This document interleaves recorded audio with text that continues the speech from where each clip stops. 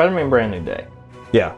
So let's just break. Yeah, what are your thoughts on that trailer and everything? I loved it. So that's where I'm at with that. This is the Spider-Man I've been waiting to see for so long. I mean, I have nothing against the original 3 Tom Holland Spider-Man movies. Yeah. They're great to establish where he was, and I actually loved what they did in No Way Home, that this was like a reverse origin story for the character. I loved that. And then at the end, he's the friendly neighborhood Spider-Man, which sounds bad, but we want a depressed, on his own, broke, can't pay his bills Spider-Man. Spider-Man. Yes. Not one who's got a Tony Stark sugar daddy. Yeah, exactly. So like everything was Stark Tech, and that was my biggest issue with this Spider-Man, is it just felt like everything was given to him, that he was reliant on it, which he had the tragedy of Tony passing in Endgame and having to deal with that in Far From Home.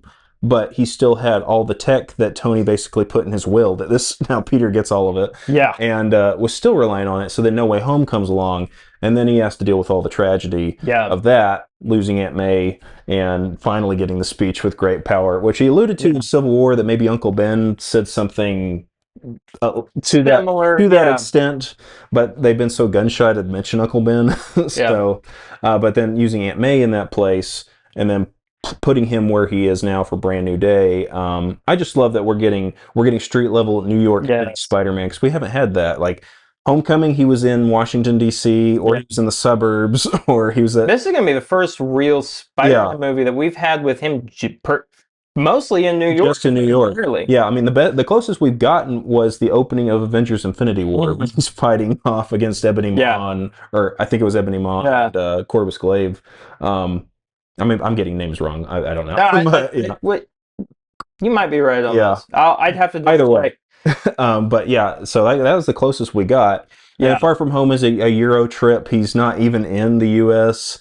I mean, No Way Home had him in New York, but it was all dealing with the multiverse aspect of it. True. And he was not really in Manhattan. He was kind of he was in Queens for a while. He was at his high school. Well, and I appreciate them taking him out of the just New York setting, because that's something we hadn't seen previously. And it was nice to have, it was refreshing, because Tom Holland's Spider-Man came 2 years after Andrew Garfield's. Like, that was a quick turnaround. Andrew Garfield's Amazing Spider-Man 2 was 2014. 2016 is when Civil War came out. I mean, if you watch all of the Spider-Man movies that have been made, just in release order, back to back. Yeah. By the time you get to No Way Home, by the time you get to Homecoming, it feels refreshing. It does at the time, and I love going back and rewatching just rewatching it. It's like, okay, I want to see him in. Yeah, I think it's because we had him in that for so long. We're like, okay, Homecoming, you gave us one movie, that's fine. Far From Home, I want him in New York City. Okay, we don't really get him. Maybe the end of the movie, he's in New York City, but we still don't have that New York City Spider-Man. Like Tobey Maguire was that from day one. Andrew Garfield was that from day one. So we were wanting that for Tom, and then Tony Stark comes in, and here's your big benefactor. But I kind of love the fact that doing the reverse origin story, essentially, they, you have the backdrop of Uncle Ben, which we still have not met. I think we could, but I'll explain that here in a second. Okay. You have Tony Stark dying. Yeah. You have Aunt May dying, and then him losing every personal connection he's ever had. Yeah.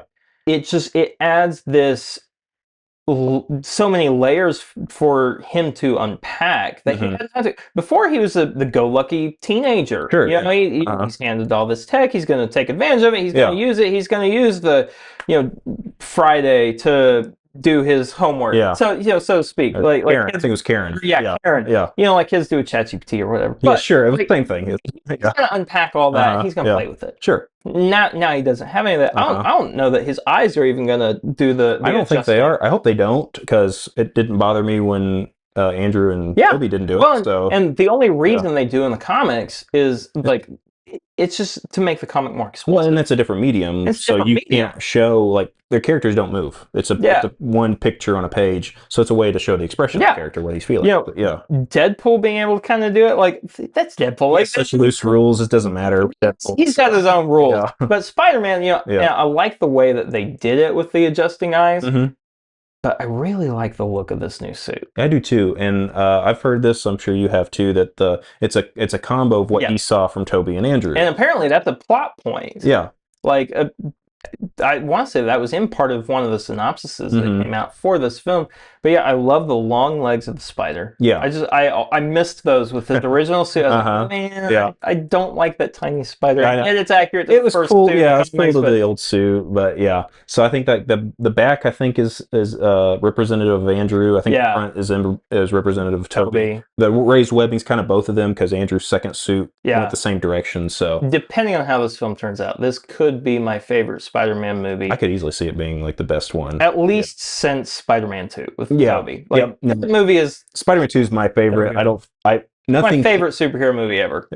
It's not my favorite superhero, but it's my favorite Spider-Man movie, and Yeah. nothing can beat Spider-Man 2. Even the Spider-Verse movies have gotten close. They're so good, but they're so good for so many different reasons. They're a different medium.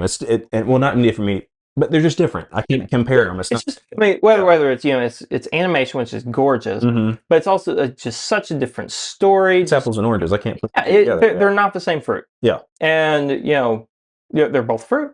Yeah. They're both Spider-Man, but they're very different flavors. Yeah. And it's just so hard to compare those things. Yeah. Back to Uncle Ben, though. Yeah. I have not heard any rumors on this. I have no idea if this is going to happen or not in this film. Yeah. It could, because there's rumors that Sadie Sink is playing Jean Grey or some other migrated character. Well, in a way that could happen where she's unraveling his mind. So you think she might get like a memory of Uncle Ben? And we might actually see a memory of Uncle Ben. Okay, yeah. And whether it happens in this film or something similar happens in a future Tom Holland Spider-Man movie, I could really easily see a character with those kind of abilities that could get into Peter's head. That could be an interesting way to go. And for us to be able to actually see Uncle Ben in one of these movies for the first time and to see some of the impact he had on Peter's life, maybe even reasons why you've never heard his name drop. What if this is the universe where Uncle Ben was not the best guy? Well, I've had the kind of they kind of alluded to it in Homecoming that Aunt May went through something. Yeah. It's like, is it because did he just desert her? Did he just leave? Did this Uncle Ben ever get shot and die? What if he did show back up alive later? The only time his name was spoken was by Andrew and Toby talking about their Uncle Ben. Yep. And Tom Holland does not mention his Uncle Ben. And he doesn't really have a reaction to that either. I think you could say he was angry, but he was also mourning Aunt May. He was angry about Norman Osborn. So it's kind of hard to read what he thought about them saying Uncle Ben. But I think going either one of those routes where, his certain memories are opened up from, and that's how the audience gets to see that time period.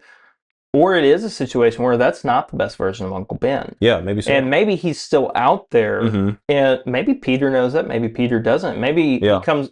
That would add such a interesting layer to Peter's personal life if Uncle Ben did come back in. The problem is, would Uncle Ben remember him? Well, by Doctor Strange. By the logic of that, no. I mean, everybody remembers Spider-Man, but nobody remembers Peter Parker. So the only one that will... I might get back to the Uncle Ben part, but the only one that could remember Peter is the Hulk. Yeah. Because he's a whole different personality. He's been locked down by Bruce Banner this whole time. And they did that in the comics too, whenever they forgot that who Peter Parker... Well, not who Peter Parker was, but that Spider-Man was Peter Parker. Yeah. So they did it a little differently in the MCU, but I think they'll do that here. Thanks so much for checking out that clip from our podcast, The Assembly Cut. Always be sure to tune in and check those out, either here on YouTube or on Apple Podcasts or Spotify or your favorite podcasting app of choice. Before you go, remember to hit that like button, subscribe, and hit the bell icons to get notified when new videos, new clips go live on this channel. When you do that, it always helps us out and we greatly appreciate it. Go down in the comment section and let us know what you thought of the topic we discussed here today. Hope you all have an awesome and a fantastic day, and we'll see you in the next video.